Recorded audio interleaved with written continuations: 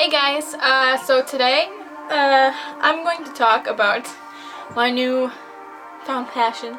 Not really, but something that I have been trying for the last couple of days because my friend and I decided on a cosplay that we are doing.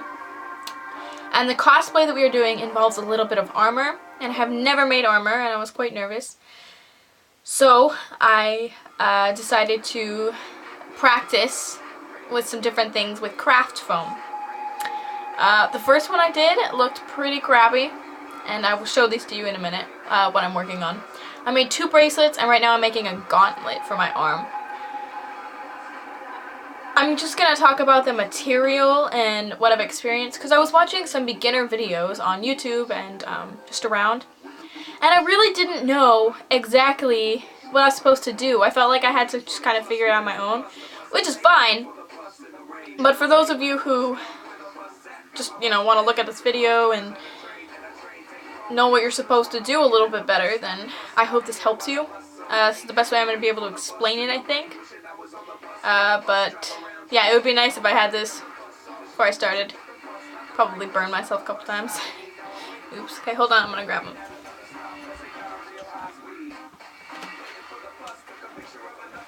Okay, so the first one that I made was this thing.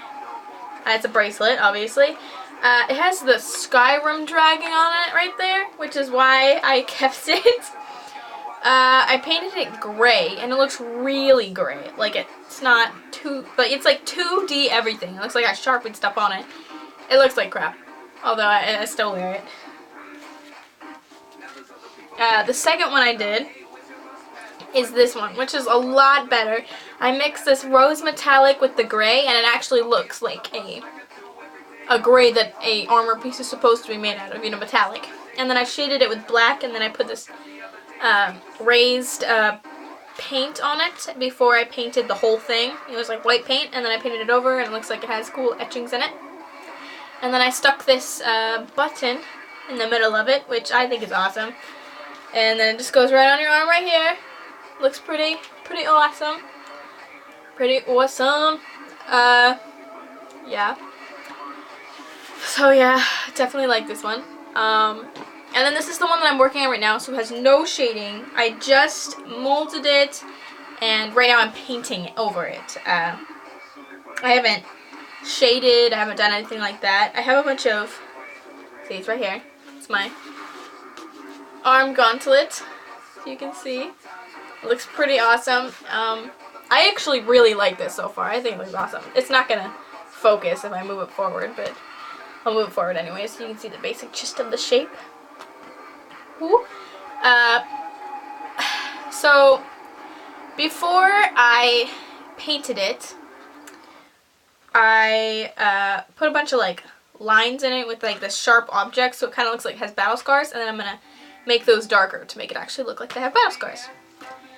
So now I'm going to explain to you how I made these, technically.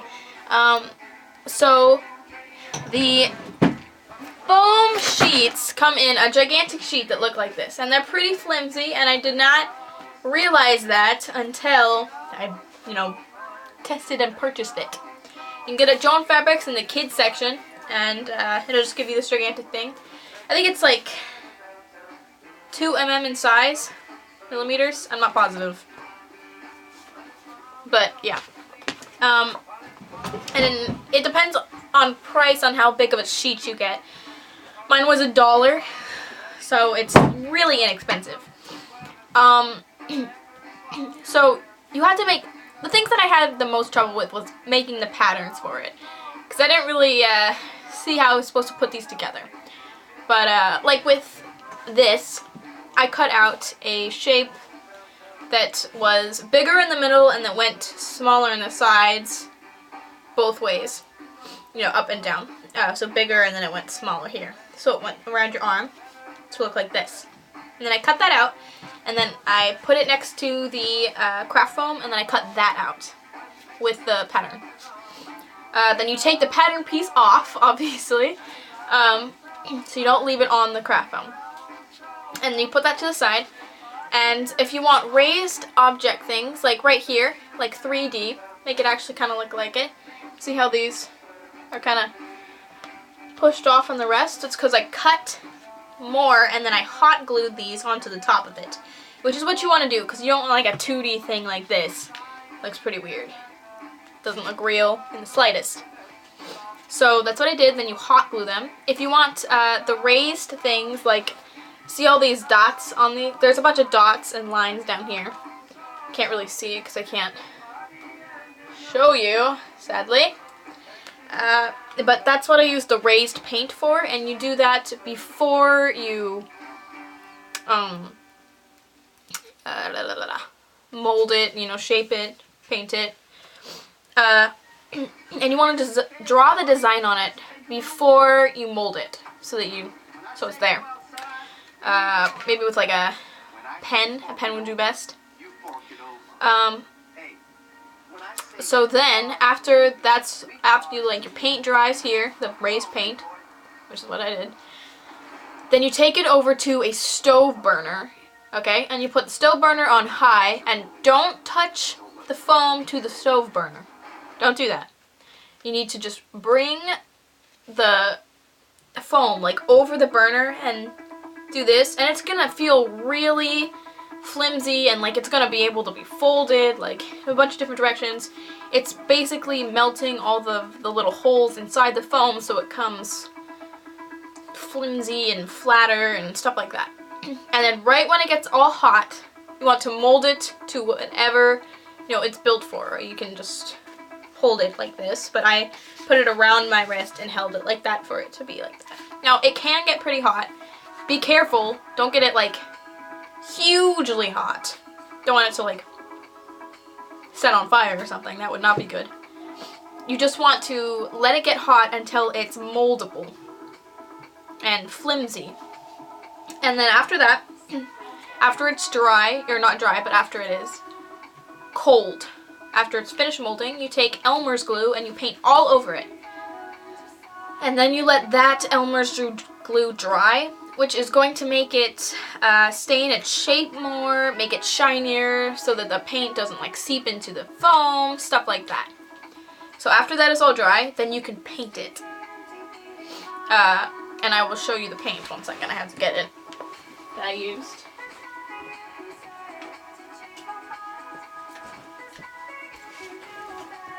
Now you want to use acrylic paint. I used Martha Stewart Crafts multi-surface metallic acrylic craft paint. Can't see it again, but I'll put it up there anyways.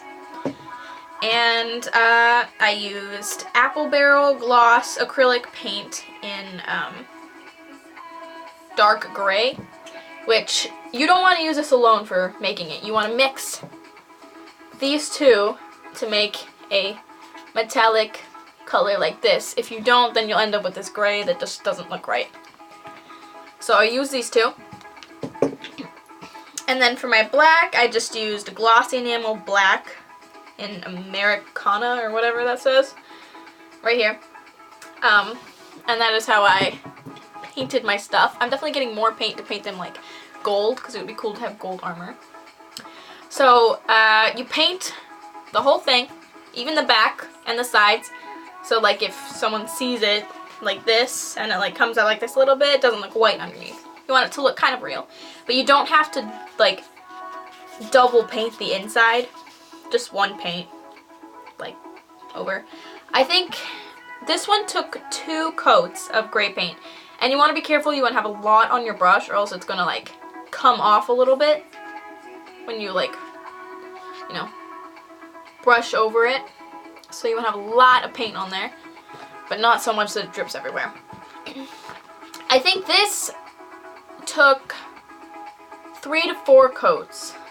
So yeah, you're going to have to coat it quite a bit. But it should be no problem.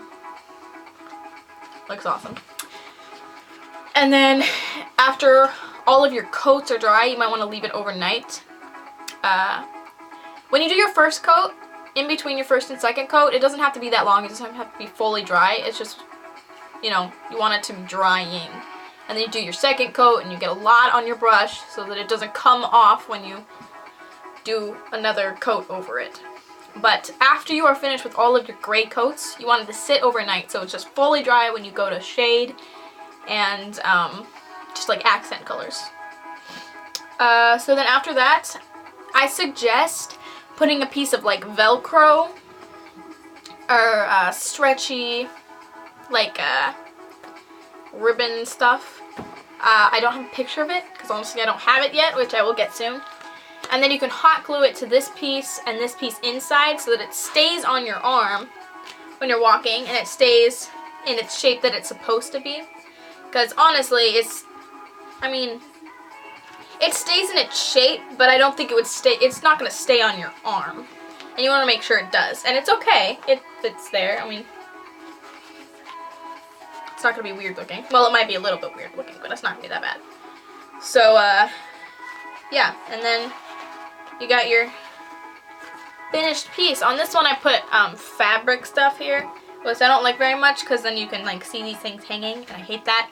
So I'm just going to get pieces of stretchy fabric stuff, put it here, and then it'll just, you know, I can slip it on and it'll just stay there, which is what I'm going to do. And that's pretty much all you need to know. If you have any other questions, feel free to ask me. I will answer to the best of my abilities. And yeah, so I hope you guys all have a good day, and I'll see you later.